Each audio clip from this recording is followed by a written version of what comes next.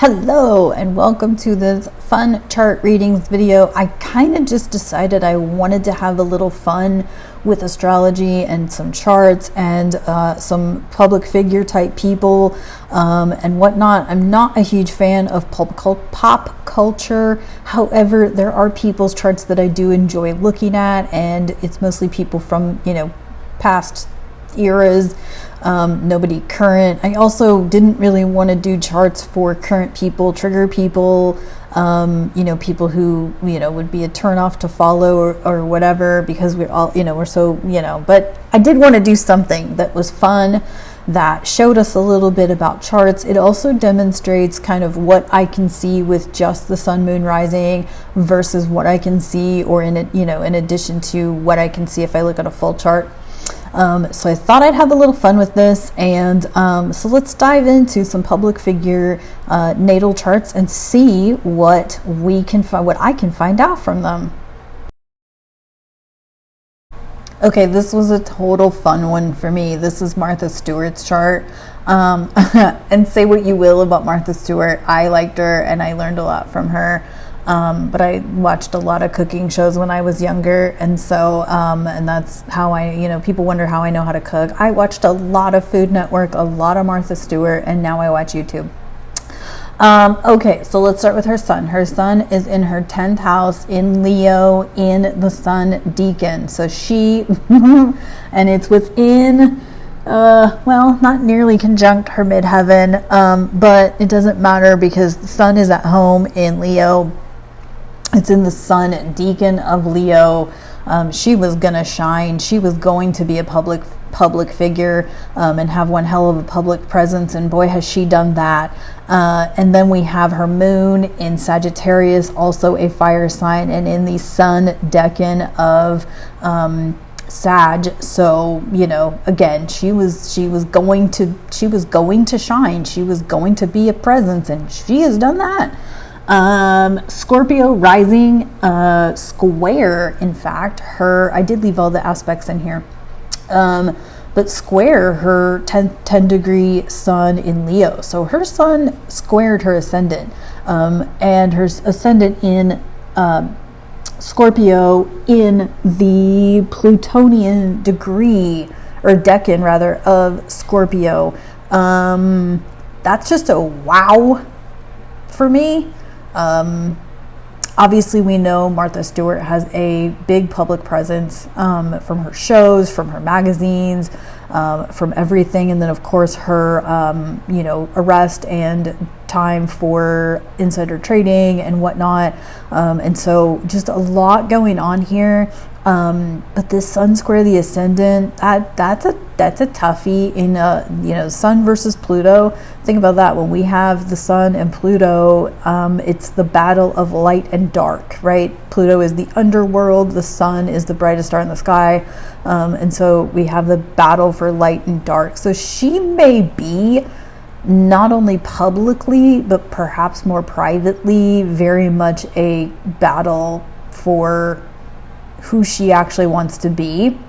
And then a moon in Sag. And that's just a lot of fire, definitely a fiery person.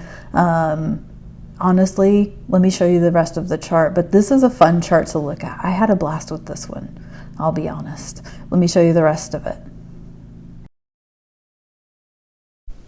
Alrighty, so here's her full chart. Okay. This woman is a constant battle of dark and light. She has in her, we're going to go back to that 10th house. So sun at 10 degrees square, her ascendant in the Pluto decan of Scorpio, ruled by Pluto. Sun's in its home sign. And then you've got Chiron conjunct Pluto in Leo, in the sun decan of Leo, which is a sun, the home of the sun, in her 10th house. So she was going to be in the public eye, and it was going to be her downfall because we have Chiron. And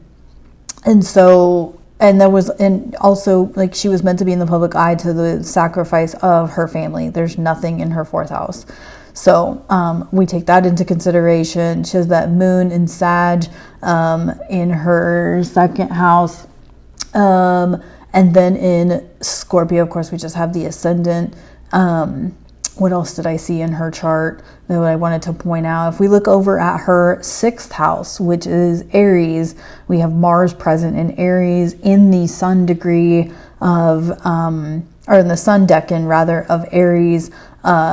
Mars in Aries is like vicious. So she was very strict about routines. She was strict about attention to detail, right? And it's what we all loved about Martha Stewart, right? Was she taught us to, be, particular and specific and things like that. And I kind of remember hearing similar things about, oh goodness, who was that designer chick?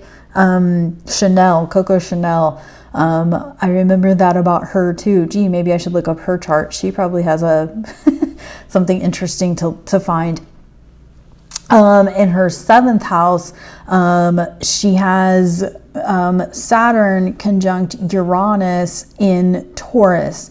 And so, and we know by her marriage, she was married for 29 years to Andrew Stewart. So she was meant to have probably a long, what am I trying to say here?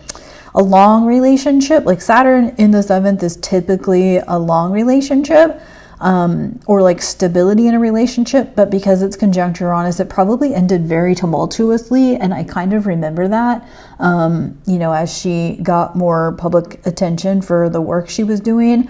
And so that would be the Uranus in the seventh house, bringing that up. But I think it's interesting, Jupiter and Gemini in the eighth house, like we have that going on right now. We have Jupiter and Gemini right now. And so other people's money, that could of course point to the insider trading.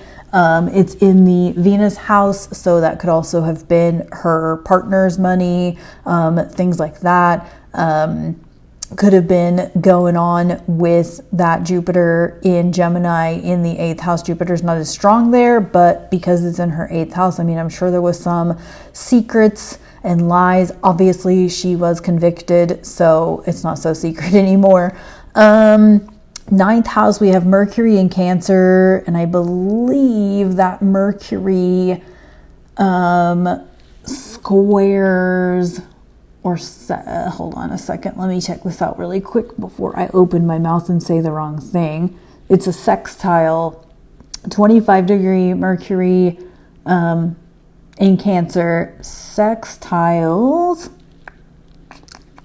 her, I think it's her Neptune.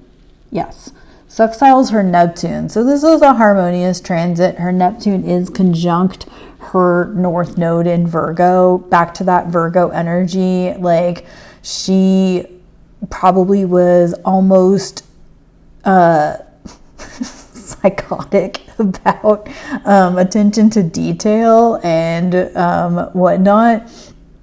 And then she had Venus in Virgo. Virgo is not Venus's favorite place to be.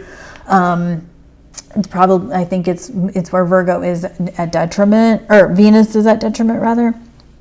So she maybe wasn't such a lovey-dovey person.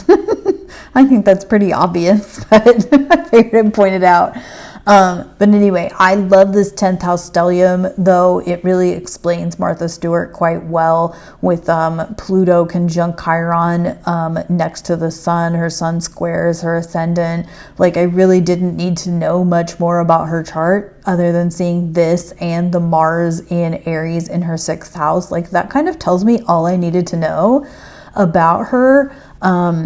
Just from her public appearance, or her public persona, I should say. But anyway, this was a super fun chart to look at, and I kind of am at the point now where I sort of chuckle when I look at charts, because I can see, especially if it's a public figure that I'm pretty familiar with, and you'll see that in the next chart I'm about to talk about, that like, damn.